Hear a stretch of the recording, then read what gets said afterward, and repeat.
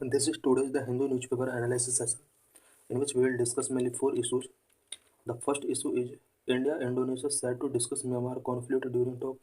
In this article, we will discuss about India-Indonesia role to solve Myanmar conflict. The second issue is related to National Health Mission, and the third issue is related to Foreign Contribution Regulation Act. It means FCRA Act 2010, and the fourth issue is related to India's critical mineral push. In this article, we will discuss about various critical mineral reserve in different countries of the world. So let's discuss all the issues in detail. In this article, we will discuss about how India Indonesia can play an important role to solve Myanmar conflict. So let's discuss the issue in detail. The ongoing conflict in Myanmar will be part of various discussions between visiting Indonesian President Prabowo and Prime Minister Narendra Modi. Myanmar के अंदर जो conflict ongoing है current में, इन conflicts को solve करने के लिए कुछ डिस्कशंस इंडोनेशियन प्रेसिडेंट और इंडियन प्राइम मिनिस्टर के बीच में किए जाएंगे. Mister Subianto who will be the chief guest at the Republic Day celebration. Republic Day celebrations कल सेलिब्रेट किया जाएगा इंडिया के अंदर, जिसमें इंडोनेशियन प्रेसिडेंट सुबायंतो को यहाँ पर एक चीफ गेस्ट के तौर पर इन्वाइट किया गया है.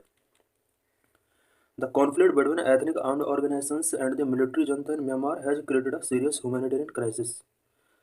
म्यांमार के अंदर सीरियस ह्यूमैनिटेरियन क्राइसिस रेज हुआ है बिकॉज म्यांमार के अंदर एथनिक आर्म्ड ऑर्गेनाइजेशंस EAO और मिलिट्री जनता के बीच में कुछ कॉन्फ्लिक्ट्स यहाँ पर रेज हुए थे कुछ ईयर्स पहले, जिसकी वजह से यहाँ पर सीरियस ह्यूमैनिटेरियन क्राइसिस रेज हुए हैं.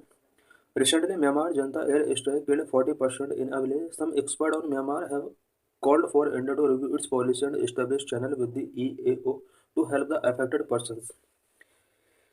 इंडिया में कुछ म्यांमार से रिलेटेड एक्सपर्ट्स का कहना है कि इंडिया को अपना म्यांमार पॉलिसी को चेंज करना होगा और EAO के साथ एक चैनल इस्टेब्लिश करना होगा सो दैट अफेक्टेड सिविलियंस की हेल्प की जा सके. As Myanmar marked 3 years of military coup, India has called for complete cessation of violence in the country and its transition towards inclusive federal democracy.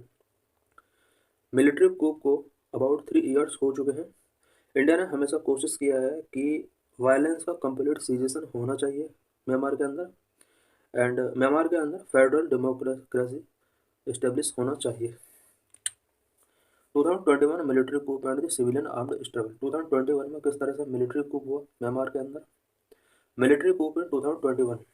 आंग San Suu Kyi National League for Democracy NLD victory in the 2020 elections spurred concern among the military. 2020 elections में NLD party से Aung San Suu की यहाँ पर win हुई, but Myanmar के military को ये एक्सेप्टेबल नहीं था कि इनका जो ये विनिंग हुआ है ये ट्रांसपेरेंसी तरीके से हुआ है. The military alleged electoral fraud and stage a coup in February 2021. Military को लगा कि ये एक इलेक्टोरल फ्रॉड हुआ है जिसमें आंग सान सू की ने विन किया है, और इसी वजह से 2021 में यहाँ पर मिलिट्री कूप किया जाता है. आंग सान सू की and other leaders were detained sparking wide speed protest and a violent military crackdown. आंग सान सू की एंड इसके साथ अदर लीडर्स को मिलिट्री के द्वारा डिटेन कर लिया जाता है. इसके अगेंस्ट म्यांमार के अंदर वाइड स्पीड प्रोटेस्ट स्पार्क होते हैं, मिलिट्री क्रैकडाउन वायलेंस यहाँ पर स्टार्ट होते हैं. Anti Janata armed struggle. Various ethnic armed organisations and people defence forces intensified their resistance against the military regime, resulting in escalating conflict across the country. Military regime के against, it mean military कूप के बाद यहाँ पर military regime start होता है. इस military regime के against EAO it means ethnic armed organisations and PDF people defence forces ने अपना रेजिस्टेंस इंटेंसिफाई किया, जिसकी वजह से कंट्री के अंदर बहुत ज़्यादा कॉन्फ्लिक्ट यहाँ पर एस्केलेट होते हैं. Brief history of political unrest in Myanmar. Myanmar में पॉलिटिकल अनरेस्ट बहुत टाइम पहले से रहा है. Parliamentary democracy phase, first phase of military rule, phase of political conflict within the द military, phase of democratic transition. Parliamentary democracy phase. Myanmar gained independence from British rule in 1948. The country established a democracy based on the parliamentary system of government. 1948 में British rule से Myanmar ने अपने आप को independent declare किया। और independence के बाद इस कंट्री के अंदर democracy based parliamentary system of government establish होता है। First phase of military rule in 1962 general Ne Win stage a coup dictated establishing a military dictatorship. Myanmar के अंदर 1948 के बाद पहली बार 1962 में यहाँ पर मिलिट्री डिक्टेटरशिप स्टार्ट होता है, बिकॉज यहाँ पर जनरल नेविन ने यहाँ पर एक कूप यहाँ पर स्टेज किया और यहाँ से मिलिट्री डिक्टेटरशिप स्टार्ट होता है। The Burma socialist programme party became the country sole political party. इस डिक्टेटरशिप के बाद म्यांमार के अंदर only one political party BSPP establish होती है। Phase of political conflict within the द मिलिट्री। अब मिलिट्री के अंदर ही पॉलिटिकल कॉन्फ्लिक्ट यहाँ पर स्टार्ट हो जाते हैं। In 1988 general Saw Maung seize control of the government overthrowing the BSPP due to wide spread economic decline and corruption. Because BSPP only one political party होती है म्यांमार के अंदर। इस पार्टी की जिस टाइम पर गवर्नमेंट होती है, इट मीन्स यहाँ पर एक तरह का मिलिट्री डिक्टेटरशिप था इस पार्टी के अंदर से ही। और 1988 के ड्यूरिंग यहाँ पर बहुत ज़्यादा इकोनॉमिक डिक्लाइन एंड करप्शन होते हैं, जिस वजह से जनरल सॉ मोंग ने गवर्नमेंट का सारा कंट्रोल सीज कर लिया और BSPP को यहाँ पर ओवरथ्रोन कर दिया। इट मीन्स यहाँ पर इस पॉलिटिकल पार्टी को ख़त्म कर दिया गया। However the military continue to rule under the state peace and development council. State peace and development council ने मिलिट्री ने यहाँ पर कंटिन्यू रूल किया। इट मीन्स BSPP जो पहले पॉलिटिकल पार्टी थी इसको अब ओवरथ्रोन कर दिया और मिलिट्री रूल कंटिन्यू रहता है। बट मिलिट्री रूल ये जो किया जा रहा था वो state peace and development council SPDC के थ्रू किया जा रहा था। Phase of democratic transition. Myanmar के अंदर डेमोक्रेटिक ट्रांजिशन होता है 2010 में। In 2010, the SPDC held elections, paving the way for a quasi-civilian government. SPDC ने 2010 में यहाँ पर इलेक्शंस कंडक्ट कराया और क्वेसी सिविलियन गवर्नमेंट यहाँ पर फॉर्म होती है। आंग San Suu Kyi National League for democracy won the 2015 election. 2015 में फिर से इलेक्शन होते हैं और इस इलेक्शन में आंग सान सू की का NLD पार्टी विन कर जाती है। Issue of massive influx of refugee in India. India में रिफ्यूजीज का मैसिवली इन्फ्लक्स हो रहा है। ये एक बहुत ही बड़ा इशू है दोनों कंट्रीज के रिलेशन को बैलेंस करने के लिए। Current ongoing armed struggle between the military junta and people's democratic defence forces in the Chin region Sagaing region have led to massive influx of refugees in India specially in Mizoram and Manipur. Because Myanmar के अंदर military junta and PDF के बीच में जो armed struggle continue चल रहे हैं specially Chin region and Sagaing region के अंदर, इसकी वजह से इंडिया में मैसिव इन्फ्लक्स रेफ्यूजीज का हुआ है। और ये जो इन्फ्लक्स हुआ है इंडिया के ईस्टर्न स्टेट में मिजोरम एंड मणिपुर के अंदर ये इन्फ्लक्स हुआ है। This influx of refugees in India has emerged as a tension between India and Myanmar, as these have been linked to violent ethnic clashes, drug trafficking, and smuggling. Massive influx जो refugees का हुआ है India में Myanmar की तरफ से, इसने India और म्यांमार के बीच में टेंशंस इमर्ज किए हैं। बिकॉज इन रेफ्यूजीज का जो लिंकिंग देखा जा रहा है इंडिया में ड्रग ट्रैफिकिंग एंड स्मगलिंग से इनको कनेक्ट किया जा रहा है। What is the historical background of the India Myanmar relation. India Myanmar relation का हिस्टोरिकल बैकग्राउंड क्या रहा है। Both countries have a long history of cultural religious and trade link from ancient times. India और Myanmar के बीच में ancient time से ही cultural religious and trade link रहे हैं। As the land of Lord Buddha India is a country of pilgrimage for the people of Myanmar. Because India land of Buddha है और यही वजह है कि म्यांमार के पीपल के लिए इंडिया एक पिलग्रिमेज कंट्री के तौर पर वर्क करता है। इन ब्रिटिश एरा में इंडिया और म्यांमार के बीच में क्या रिलेशन रहे, पोस्ट इंडिपेंडेंस रिलेशन का स्टेज क्या रहा है। In British era India and Myanmar were part of British India during colonial rule until 1935। 1935 तक कॉलोनियल रूल के ड्यूरिंग इंडिया और ब्रिटिश, दोनों कॉलोनियल रूल का पार्ट हुआ करते थे। Post independence, after independence India and Myanmar establish diplomatic relation and maintain close ties. India and Myanmar signed the treaty of friendship in 1951। Independence के बाद India और Myanmar दोनों कंट्रीज ने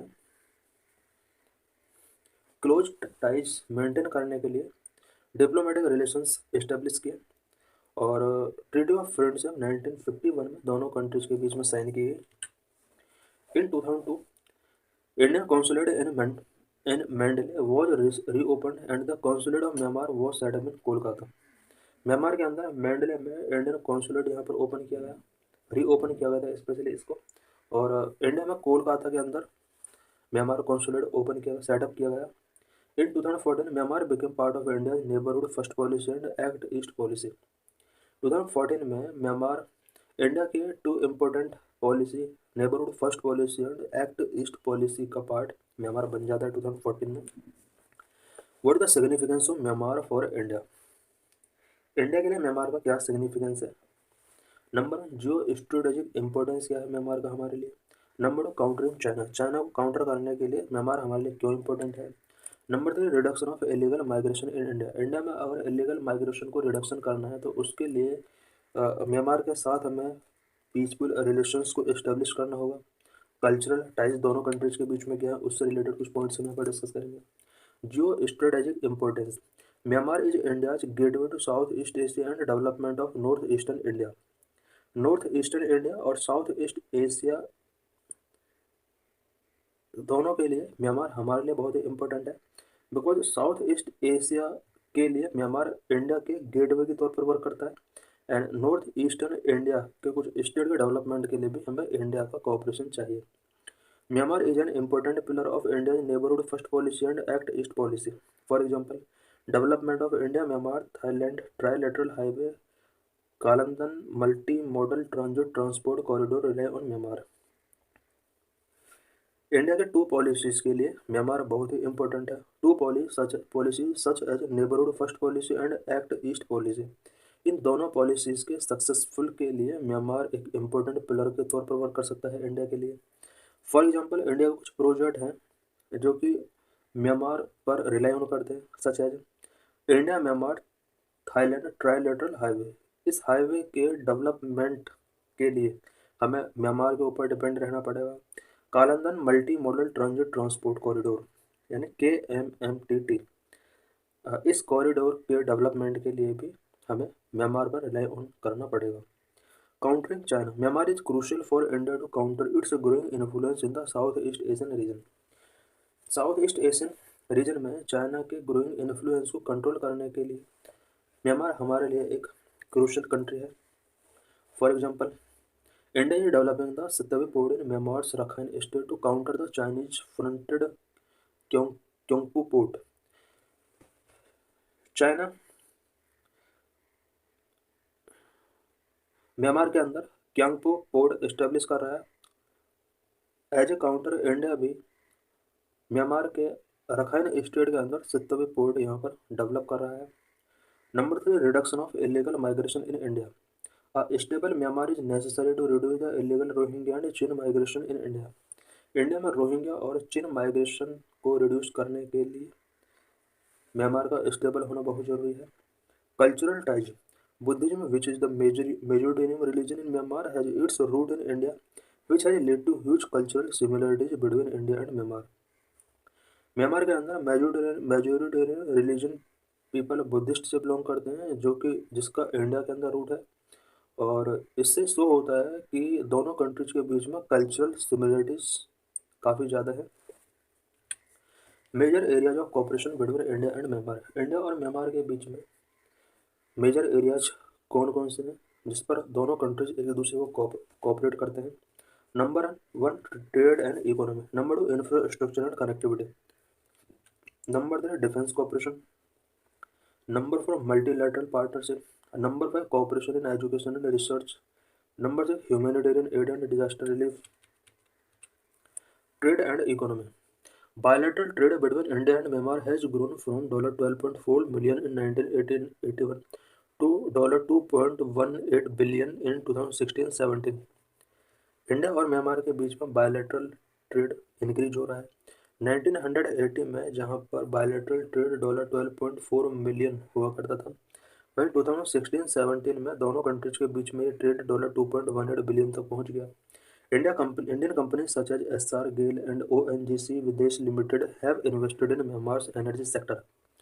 इंडिया की बहुत सारी कंपनीज हैं जिन्होंने म्यांमार के अंदर एनर्जी सेक्टर में बहुत ज़्यादा इन्वेस्ट किया हुआ है, सच एज एसआर कंपनी, गेल, ओएनजीसी विदेश लिमिटेड।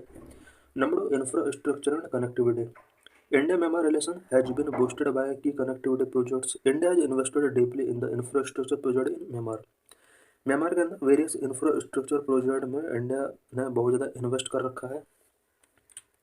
अब क्या क्या इन्वेस्टमेंट इंडिया ने म्यांमार के अंदर किया हुआ है? Number 1, India and Myanmar inaugurated the 250 kilometre Tamu Kalewa Kalemyo highway, popularly called the Indo Myanmar friendship road 2021।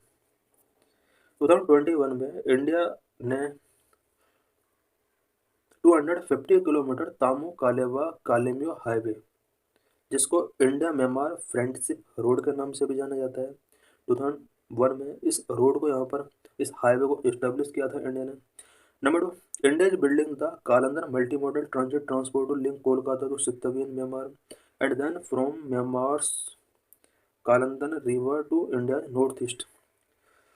India Kaladan multi modal transit transport यहाँ पर इस्टेब्लिश कर रहा है, जो कि इंडिया और म्यांमार दोनों कंट्रीज के इम्पोर्टेंट एरियाज को कवर करता है। कोलकाता को ये म्यांमार के सितवी से कनेक्ट करता है और उसके बाद म्यांमार के कालंदन से होते हुए ये दोबारा नॉर्थ ईस्ट इंडिया के अंदर एंटर करता है।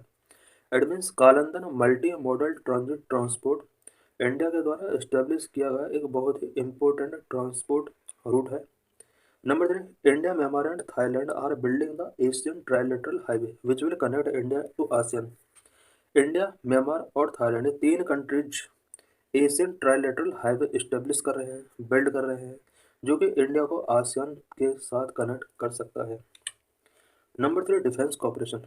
India and Myanmar conduct a joint military exercise called India Myanmar bilateral military exercise IMBEX. India और म्यांमार दोनों countries joint military exercise time to time conduct करते हैं, जिसे इम्बैक्स के नाम से जाना जाता है। IMBEX means India Myanmar bilateral military exercise. Operation sunrise between India and Myanmar army jointly target the militant group that operate in the border areas. Border areas में दोनों कंट्रीज के जो मिलिटेंट ग्रुप को टारगेट करने के लिए यहाँ पर कुछ आर्मीज का यहाँ पर ऑपरेशन होता है, जिसे ऑपरेशन सनराइज के नाम से जाना जाता है। इट मीन्स इंडिया और म्यांमार दोनों कंट्रीज की आर्मीज बॉर्डर एरियाज में मिलिटेंट ग्रुप को टारगेट करने के लिए कुछ operation such as operation sunrise conduct करते हैं। Number 4, multilateral partnership. Myanmar is also a key component of India's strategy to bridge South and Southeast Asia through ASEAN, BIMSTEC, and Mekong-Ganga cooperation. South and south east Asian के बीच के gap को bridge करने के लिए Myanmar India के लिए एक की कंपोनेंट के तौर पर वर्क करता है। ASEAN, BIMSTEC and Mekong Ganga corporation ये कुछ ऑर्गेनाइजेशन है जो कि साउथ ईस्ट एशिया से ज़्यादातर कंट्रीज इनमें बिलोंग करते हैं। Cooperation in education and research. India has developed Myanmar Institute of Information and Technology and Advanced Center for Agricultural Research and Education for conducting research on pulses and oilseeds. India ने Myanmar के अंदर Myanmar institute of information and technology यहाँ पर MIIT establish किया है, develop किया है India ने म्यांमार के अंदर। इंडिया ने ACARE भी इस्टेब्लिश किया है सो दैट म्यांमार के अंदर पल्सेस एंड ऑयल सीड्स को ऑयल सीड्स से रिलेटेड रिसर्च कंडक्ट कराया जा सके। Number 6, humanitarian add and disaster relief. India has provided humanitarian aid and disaster relief in natural calamities in Myanmar like cyclone Mora 2017, Comet 2015, earthquake in San State and COVID-19. India ने always Myanmar के लिए humanitarian aid provide करा है। जब Myanmar के अंदर कोई natural calamity या कोई डिजास्टर आया है उससे उसमें ह्यूमैनिटेरियन एड हमेशा इंडिया ने प्रोवाइड कराया है। सच है 2017 में म्यांमार के अंदर साइक्लोन मोरा की वजह से बहुत ज़्यादा लॉस हुआ था। 2015 में कोमेन की वजह से बहुत ज़्यादा लॉस हुआ था। 2010 में सान स्टेट के अंदर अर्थक्वेक आया। कोविड-19 के ड्यूरिंग में इंडिया ने ह्यूमैनिटेरियन एड म्यांमार को प्रोवाइड कराया। What is Foreign Contribution Regulation Act 2010, which is also known as FCRA?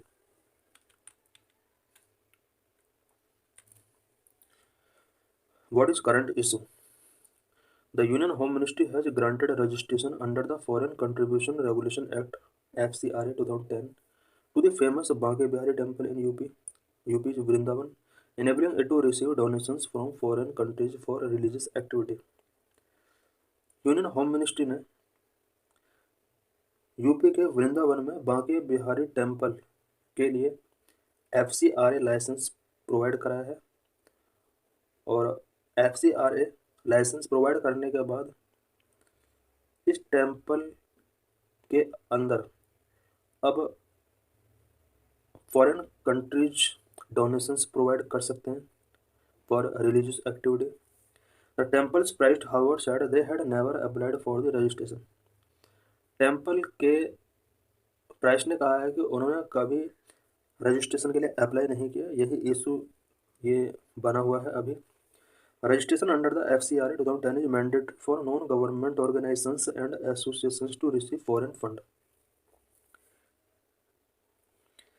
किसी भी नॉन गवर्नमेंट ऑर्गेनाइजेशंस या एसोसिएशन के लिए कंपलसरी है, अगर वो फॉरेन फंड रिसीव करना चाहता है तो वो FCRA 2010 के अंडर अपने आप को रजिस्ट्रेशन कराए। ये रजिस्ट्रेशन यहाँ पर मैंडेटरी है। What is the foreign contribution regulation act FCRA क्या है? FCRA is a law in India which regulates the acceptance and utilization of foreign contribution by organizations and individuals to ensure national interests are safeguarded. India में किसी भी organisation and individuals के लिए अगर वो foreign contribution या funding वो accept करना चाहता है, उसका यूटिलाइजेशन करना चाहता है, तो इससे रिलेटेड कुछ रेगुलेशंस इंडिया में FCRA लॉ के अंडर मेंशन किए गए हैं। Introduce 1976 during the emergency. FCRA act India में इमरजेंसी के ड्यूरिंग 1976 में इसको इंट्रोड्यूस किया गया था। Establish to prevent foreign influence on India's internal affairs through financial contribution. Foreign influence India के इंटरनल अफेयर्स में अगर किया जाता है, स्पेशली फाइनेंशियल कंट्रीब्यूशन के थ्रू, इसको प्रिवेंट करने के लिए इंडिया में FCRA लाया गया। इट मीन्स इंडिया के इंटरनल अफेयर्स में बहुत ज़्यादा उसको एफर्ट करने के लिए अदर कंट्रीज़ के थ्रू फंडिंग किया जाता है, तो इसको कंट्रोल करने के लिए इंडिया में FCRA एक्ट लाया गया, जिसके अंदर ये प्रोविज़न किया गया है कि कोई भी फंडिंग अगर रिसीव की जाती है तो इससे रिलेटेड पहले गवर्नमेंट से परमिशन लेनी होगी। Foreign contribution regulation amendment act 2020 में इस एक्ट के अंदर कुछ इंपॉर्टेंट अमेंडमेंट किए गए। अमेंडमेंट्स की changes as outline below. Number 1 prohibition on transfer. Number 2 Aadhaar mandatory.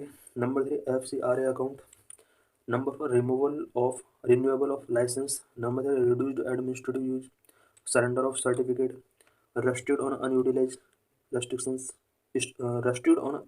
Restrictions, suspension extensions. क्या क्या इसमें की अमेंडमेंट किए गए 2020 में? Number 1 prohibition on transfer. Foreign contribution cannot be transferred to an individual, an association, or a registered company. Foreign contribution किसी individual, association और registered company के अंदर ट्रांसफ़र नहीं किए जा सकते। ट्रांसफ़र किस कंडीशन में किए सकते हैं, उसके लिए कुछ प्रोविजंस किए गए हैं। यूनियन होम मिनिस्ट्री से परमिशन लेनी होगी, FCRA अकाउंट होना चाहिए। Number 2 Aadhaar mandatory. Office bearer must provide an Aadhaar और passport OCI card for registration. Office bearer जो भी है उसको आधार कार्ड प्रोवाइड करना होगा और रजिस्ट्रेशन के लिए पासपोर्ट OCI कार्ड उसके पास होना चाहिए। Number 3 FCRA account. Contributions must be received in FCRA account designated SBI branch in new Delhi. New Delhi के अंदर SBI ब्रांच के अंदर FCRA अकाउंट होना चाहिए। अगर फॉरेन डोनेशन रिसीव करने हैं, वो डोनेशन सिर्फ FCRA अकाउंट के अंदर ही आ सकती है। Renewal of licence, the government can inquire before renewing certificates checking for misuse of funds. Certificate renew करने से पहले गवर्नमेंट इंक्वायरी कर सकती है और फंड्स का कहीं मिसयूज तो नहीं हो रहा है, इससे रिलेटेड चेकिंग भी गवर्नमेंट कर सकती है। Reduced administrative use, under new amendments administrative expense limit were reduce from 50% to 20%। Foreign funds जितना भी रिसीव होता है किसी भी ONGC को या फिर किसी भी ट्रस्ट को, पहले यहाँ पर 50% उस फंड का यूज एडमिनिस्ट्रेटिव एक्सपेंस के तौर पर किया जा सकता है। अब उसका ओनली 20% ही उस NGO या ट्रस्ट के एडमिनिस्ट्रेशन के लिए यूज कर सकता है। Number 6, surrender of certificate, entities can surrender their certificate after government approval. किसी भी एंटिटीज को अगर गवर्नमेंट अप्रूवल मिल जाता है तो इसके बाद वो इस सर्टिफिकेट को सरेंडर कर सकता है। Number 7, restrict on unutilise restrictions, the government can restrict unutilise funds based on inquiries. कोई भी अगर फंड अनयूटिलाइज रहता है तो गवर्नमेंट उस पर उसको रेस्ट्रिक्ट कर सकती है। Suspension extension, initially registration suspension can be enforced for a period of 180 days, but in a new amendments this suspension can be further extended by an additional 180 days. Initially कोई भी registration अगर suspension किया जाता था तो about 6 month यानी 180 days के लिए सस्पेंशन होता था, बट न्यू अमेंडमेंट के बाद 180 डेज इसमें और ऐड कर दिया, अबाउट 1 ईयर के लिए यहाँ पर सस्पेंशन किया जा सकता है। Foreign contribution regulation rule 2025, rules 2025 में क्या क्या यहाँ पर न्यू रूल्स ऐड किए गए हैं। In 2022, the central government amended the Foreign Contribution Rule 2011 to strengthen safeguard against foreign contribution that could harm national interest and security. Central government ने 2022 में फॉरेन कंट्रीब्यूशन रेगुलेशन रूल 2011 के अंदर amendment किया so that national interest और security को harm होने से बचाने के लिए फॉरेन कंट्रीब्यूशन के अगेंस्ट सेफ गार्ड को स्ट्रेंथ किया जा सके। की updates introduce under the FCRA rule 2022 के अंदर जो अमेंडमेंट रूल्स में किया गया है, इसमें की अपडेट क्या रहा है। Under the FCRA rule 2022, Indian can now receive up ₹10 lakh annually from relative abroad without notifying the authorities. Previous limit was ₹1 lakh. FCRA rule 2022 के अंदर जो इम्पोर्टेंट प्रोविजन किया गया है वो ये किया गया है कि कोई भी इंडियन अगर अब्रोड रिलेटिव्स से मनी रिसीव करना चाहते हो तो ईयरली 10 लाख रुपीज़ वो without notifying the authority receive कर सकता है, यानी 10 लाख रुपए तक वो बिना अथॉरिटी को नोटिफाई किए अपने रिलेटिव्स जो कि फॉरेन कंट्रीज में रह रहे हैं उनसे वो मनी रिसीव कर सकता है, जो पहले इसका जो लिमिट था वो 1 लाख था। Why there is a need for foreign contribution regulation act FCRA का नीड क्यों हुआ। FCRA regulate foreign contribution to prevent misuse and protect India's sovereignty, integrity and security. Foreign integrity, sovereignty and security को protect करने के लिए India के अंदर FCRA लाएगा और इंडिया के अंदर फॉरेन कंट्रीब्यूशंस के मिसयूज को प्रिवेंट करने के लिए FCRA एक इम्पोर्टेंट रोल प्ले कर सकता है। Number regulation. This act ensure that foreign donation are utilized responsibly. It also ensure avoiding misuse and allocation of illegal activity. India के अंदर इलीगल एक्टिविटीज के लिए अगर इस तरह के मनी का यूज किया जाता है, इस मनी यानी फॉरेन फंड के मिसयूज को अवॉइड करने के लिए, इलीगल एक्टिविटीज के लिए इसके एलोकेशन को प्रिवेंट करने के लिए ये एक्ट एक इम्पोर्टेंट रोल प्ले करता है। Number 2, production of national interest. FCRA prevent contribution that could harm India's sovereignty, integrity and national security. India की sovereignty, integrity and national security को हार्म करने वाला कोई भी कंट्रीब्यूशन जो फॉरेन से किया जाता है उसको प्रिवेंट करने के लिए FCRA एक इम्पोर्टेंट रोल प्ले करता है। Number 3, mandatory licensing. Individuals or NGOs must obtain FCRA registration or prior permission from the Ministry of Home Affairs to accept foreign fund legally. Foreign funds को legally accept करने के लिए individuals and NGOs के लिए compulsory कर दिया गया कि FCRA रजिस्ट्रेशन यहाँ पर कराना होगा या फिर मिनिस्ट्री ऑफ होम अफेयर्स से प्रायर परमिशन टेकिंग करना होगा। नंबर हो oversight on utilisation. This act establishes a licensed regime to monitor the acceptance and use of foreign contribution for charitable purpose. Charitable purpose के लिए जो foreign contribution किया जा रहा है, इस कंट्रीब्यूशन को मॉनिटर करने के लिए, इसका जो एक्सेप्टेंस या यूज किया जा रहा है कंट्री के अंदर, उसको मॉनिटर करने के लिए FCRA का लाइसेंस रिजाइम है। National health mission. National health mission has covered several public health concerns से सेंटर रिपोर्ट। सेंट्रल गवर्नमेंट की रिपोर्ट का कहना है कि नेशनल हेल्थ मिशन ने सेवरल पब्लिक हेल्थ कंसर्न्स को कर्व किया है। Why news? The National Health Mission has significantly contributed to improving India's public health, including lowering the maternity mortality rate, incidence of TB and sickle cell anemia. National health mission ने India public health को improve करने में अपना एक important role play किया है। Such as India में maternal mortality rate lower हुआ है, टीबी के इंसिडेंस कम हुए हैं एंड सिकल सेल एनीमिया के इंसिडेंस भी इंडिया के अंदर कम हुए हैं, ऐसा सेंट्रल गवर्नमेंट की रिपोर्ट का कहना है। The central government said on January 22, 2025 in its assessment report present to the Union Cabinet on January 2022-25। Central government ने अपनी रिपोर्ट यूनियन कैबिनेट को प्रेजेंट की है। उस रिपोर्ट में सेंट्रल गवर्नमेंट ने कहा है कि नेशनल हेल्थ मिशन का इंडिया पब्लिक हेल्थ को इम्प्रूव करने में इसका बहुत बड़ा रोल रहा है। About national health mission. National health mission was launched in 2013 subsuming the National Rural Health Mission and national urban health mission. National health में 2013 में लॉन्च किया गया था। इसके अंदर 2 मिशंस को सब्ज्यूम किया गया था, जिसमें पहला मिशन 2005 में लॉन्च किया गया था, नेशनल रूरल हेल्थ मिशन, और दूसरा मिशन 2013 में लॉन्च किया गया था, नेशनल अर्बन हेल्थ मिशन। इन दोनों मिशंस को 2013 में सब्ज्यूम करके नेशनल हेल्थ मिशन यहाँ पर लॉन्च किया गया था। The main programmatic components of national health mission include health system strengthening in rural and urban areas for reproductive maternal neonatal child and adolescent health and communicable and non communicable diseases। National health mission के main programmatic component क्या क्या है, such as health system strengthening rural and urban areas. Urban and rural areas के अंदर health system को strength करने के लिए कुछ इंपॉर्टेंट प्रोग्राम इसमें ऐड किए गए हैं, such as reproductive maternal neonatal child and adolescent health RMNHCH+A and communicable non communicable disease को भी इस मिशन के अंदर ऐड किया गया है। The national health mission aims to universal access to equitable affordable and quality health care services. People तक equitable affordable and quality health care services का एक्सेस को इंश्योर करने के लिए नेशनल हेल्थ मिशन, इसका ये मेन ऑब्जेक्टिव है।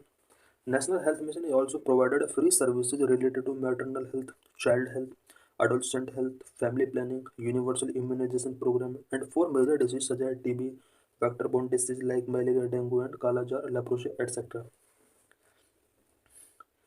National health mission कुछ हेल्थ से रिलेटेड फ्री सर्विसेज प्रोवाइड कराता है, सच एज मैटरनल हेल्थ से रिलेटेड, चाइल्ड हेल्थ से रिलेटेड, एडोलसेंट हेल्थ से related, family planning, universal immunisation programme से रिलेटेड ये फ्री सर्विस प्रोवाइड कराता है। कुछ major disease such as TB, vector borne disease like malaria, dengue and kala-azar, leprosy etcetera, इन disease के लिए फ्री सर्विसेज यहाँ पर इसके थ्रू प्रोवाइड कराए जाते हैं। Objectives of national health mission. National health mission के क्या क्या ऑब्जेक्टिव्स हैं? Reduce total fertility rate to 2.1। इसके मेन ऑब्जेक्टिव्स में से एक ऑब्जेक्टिव टोटल फर्टिलिटी रेट को 2.1 तक रिड्यूस करना है। Second target reduce maternal mortality rate to 1 by 1000 live birth. Maternal mortality rate को 1000 लाइव बर्थ पर 1 तक लाना है। इट मीन 1000 लाइव बर्थ पर आज जो मैटरनल मोर्टेलिटी होता है वो 1 से ज़्यादा होता है, इसको 1 तक लाने के लिए इसका टारगेट रखा है। reduce infant mortality rate to 25/25 in out of 1000 live birth। Infant का बहुत ज़्यादा डेथ होता है पर 1000 के हिसाब से अगर देखा जाए इसको 25 तक लाना इस ऑब्जेक्ट NHM मिशन का एक ऑब्जेक्टिव है। Prevention and reduction of anaemia in women age 15 to 49 years. Women जो 15 to 49 ईयर्स की हैं उनके अंदर एनीमिया की प्रॉब्लम को रिड्यूस करने के लिए, प्रिवेंट करने के लिए इसने टारगेट रखा हुआ है। Prevent and reduce mortality and morbidity from communicable and non communicable injuries and emergency disease. Communicable and non communicable mortality को रिड्यूस करना। रिडक्शन हाउस होल्ड एक्सपेंडिचर और health care expenditure. Health care पर जो house hold expenditure होता है उसको reduce करना भी इसका टारगेट है। Reduce annual incidence and mortality from TB by half. TB की वजह से एनुअल इंसिडेंस एंड मोर्टेलिटी को हाफ तक रिड्यूस करना इसका टारगेट है।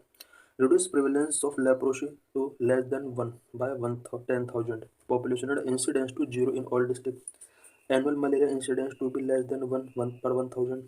Less than 1% microfilaria prevalence in all districts. Aims to kala-azar elimination bye 2015। 2015 तक कालाजार को एलिमिनेट करने का इसने एम्स रखा हुआ था। लेस देन 1 केस पर 10,000 population in all block. National health mission ने टारगेट रखा था कि ऑल ब्लॉक में पर 10,000 पॉपुलेशन में लेस देन 1 केस तक यहाँ पर कालाजार को एलिमिनेट करने का टारगेट रखा गया था। इट मीन्स यहाँ पर कालाजार की वजह से कालाजार की जो प्रॉब्लम है टारगेट रखा गया कि पर 10,000 पॉपुलेशन में 1% को 1% तक इस प्रॉब्लम को लेकर आने हैं, जबकि अभी करंट में बहुत ज़्यादा है। Major initiative supported under national health mission. National health mission के अंदर कौन कौन से इनिशिएटिव्स लिए गए हैं? नंबर 1 राष्ट्रीय बाल स्वास्थ्य कार्यक्रम इसी के अंदर आता है। जननी शिशु सुरक्षा कार्यक्रम इसी के अंदर आता है। Implementation of free drugs and free diagnostic services initiative इसी के अंदर आता है। PM national dialysis programme, Ayushman Bharat, Pradhan Mantri Jan Arogya Yojana इसी के अंदर आता है। Mobile medical units and tele consultation services are also being implemented to improve access to health care particularly in rural areas. Number 8 implementation of national quality assurance framework in all public health facility. ये कुछ यहाँ पर initiatives हैं जो कि national health mission के under आती हैं। Achievements of national health mission. National health mission के क्या क्या अचीवमेंट रहे हैं इंडिया के अंदर? Number of improvement health care indicators. Health care indicators में काफ़ी इंप्रूवमेंट्स हुए। Growth in public health facilities, health sector reforms, addressing high out of pocket expenditure. Improvement in health indicators. It has led to significant improvement in maternal, newborn, and child health indicators, particularly for maternal mortality rate of infant and under 5 mortality rates. Maternal, newborn and child health indicators में काफ़ी improvement देखा गया है। Particularly maternal mortality ratio, infant and under 5 mortality rates. Maternal mortality ratio यहाँ पर काफ़ी reduce हुआ है।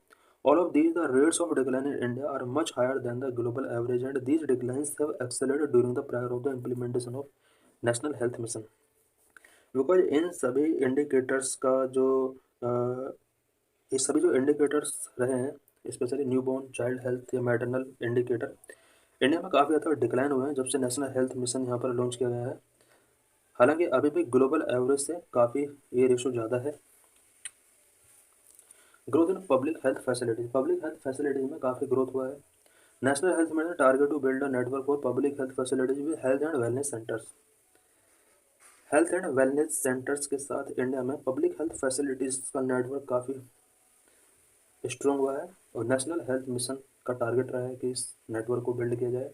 It also offer comprehensive primary and secondary care services to citizens को primary secondary care services provide कराने के लिए भी इसका एक इसके अंदर प्रोविजन किए गए हैं। Number 3 health sector reforms. Health sector reforms भी बहुत ज़्यादा हुए हैं नेशनल हेल्थ मिशन आने के बाद। National health mission enabled the design and implementation of reform especially related to governance, procurement and technology. Governance, procurement and technology से related India के अंदर हेल्थ सेक्टर के डिजाइन, इम्प्लीमेंटेशन और रिफॉर्म से related यहाँ पर बहुत सारे इनिशिएटिव NHM के अंदर टेकिंग किए गए हैं। Addressing high out of pocket expenditure to reduce current high level of OOPE. Almost 70% of the OOPE is on account of drugs and diagnostic. The free drug and free diagnostic services initiatives have been implemented under the National Health Mission. People का 70% जो expense होता है वो drugs and diagnostics पर होता है। Government ने national health mission के under free drugs and free diagnostic service provide किए। जो China is growing influence on global mineral. In this article, we will discuss about the distribution of critical minerals in various countries.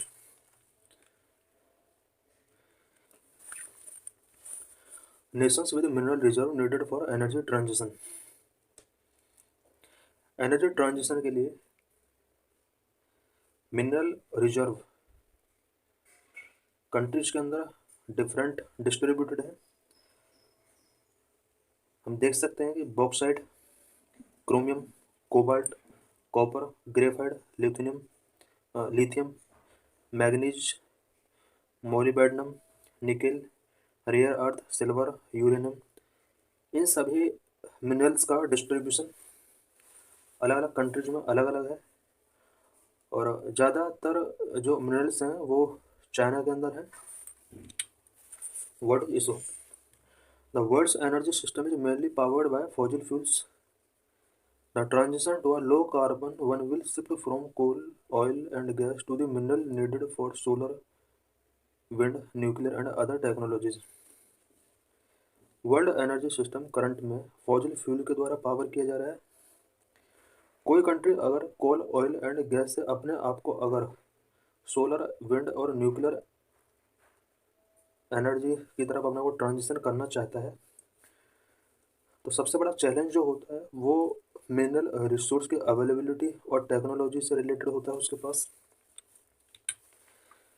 Which countries have such mineral reserve that can be mined. किन countries के पास इन mineral resource का reserve है जिसको mine किया जाना है। Below we explain the importance of each mineral. The graphic show the share of world's reserve in each country. Each country के अंदर कितना रिजर्व है इससे रिलेटेड हम ग्राफिकल रिप्रेजेंटेशन हम नेक्स्ट कुछ स्लाइड्स में देखेंगे। इम्पोर्टेंस ऑफ ईच मिनरल का क्या क्या इम्पोर्टेंस है और उस मिनरल का किस कंट्री के अंदर कितना रिजर्व है। नंबर 1 है bauxite, primary source of aluminium, essential for wind turbine, solar panel, batteries, electrolysers and transmission cable. Bauxite aluminium का एक प्राइमरी सोर्स है जिसका यूज विंड टर्बाइन बनाने के लिए, सोलर पैनल बनाने के लिए, बैटरीज बनाने के लिए, इलेक्ट्रोलाइजर बनाने के लिए, ट्रांसमिशन केबल बनाने के लिए इस मिनरल का यूज किया जाता है। बात अगर कंट्री वाइज शेयर की जाए तो बॉक्साइट का जो सबसे ज़्यादा शेयर है 24.7% वो गुयाना के अंदर है, 19.3% वियतनाम के अंदर है, ऑस्ट्रेलिया के अंदर, ब्राज़ील के अंदर भी इसका शेयर है। नंबर ऑफ क्रोमियम की for geothermal and concentrated solar power used in wind turbine and for radiation settling in nuclear power plant. Chromium geothermal and concentrated solar power के लिए बहुत इम्पोर्टेंट है। और कजाकिस्तान, साउथ अफ्रीका और India में इसका सबसे ज़्यादा रिजर्व है। सबसे ज़्यादा रिजर्व क्रोमियम का कजाकिस्तान कंट्री के अंदर है। Number 3 cobalt, used in consumer electronics, catalyst for the oil industry, resistant metal alloy, critical component in many lithium on ion battery technologies. Cobalt का ज़्यादातर use consumer electronics, catalyst for oil industry, metal alloy resistance के लिए किया जाता है। और इसका अगर रिजर्व देखा जाए सबसे ज़्यादा reserve democratic Republic of Congo के अंदर है। सेकंड नंबर पर Australia. Copper critical element in solar photovoltaic wind power. Solar photovoltaic में इसका यूज किया जाता है एंड विंड पावर एलिमेंट में इसका बहुत ज़्यादा यूज किया जाता है। सबसे ज़्यादा कॉपर चिली के अंदर मिलता है, पेरू के अंदर मिलता है, ऑस्ट्रेलिया के अंदर मिलता है। Graphite key component of battery anodes and therefore important for the transition to electric vehicles and stationary batteries for balancing electricity grid. Battery anodes के कंपोनेंट के रूप में ग्रेफाइट बहुत ही इंपॉर्टेंट रोल प्ले करता है। और ग्रेफाइट का अगर देखें सबसे ज़्यादा चाइना के अंदर ग्रेफाइट है, सेकंड नंबर पर ब्राज़ील, थर्ड नंबर पर मोजाम्बिक, फोर्थ नंबर पर Madagascar. Lithium core component of lithium ion battery, lithium ion batteries में सबसे ज़्यादा लिथियम का यूज होता है। चाइना के अंदर सबसे ज़्यादा मिलता है, ऑस्ट्रेलिया, अर्जेंटीना, चाइना के अंदर भी मिनरल मिलता है। नेक्स्ट है manganese, widely use in solar and wind power and lithium ion batteries for electric cars. Electric cars में यूज की जाने वाली लिथियम आयन बैटरीज में इसका यूज किया जाता है। सोलर एंड विंड पावर में इसका यूज किया जाता है। सबसे ज़्यादा मैग्नीज साउथ अफ्रीका के अंदर है, ऑस्ट्रेलिया के अंदर, China, Brazil, Ukraine. Molybdenum has a very high electrical conductivity but expands little when expose to heat. Molybdenum एक हाई इलेक्ट्रिकल कंडक्टिविटी एलिमेंट है। सबसे ज़्यादा ये चाइना के अंदर मिलता है, यूएस के अंदर मिलता है, पेरू के अंदर मिलता है, चिली के अंदर मिलता है।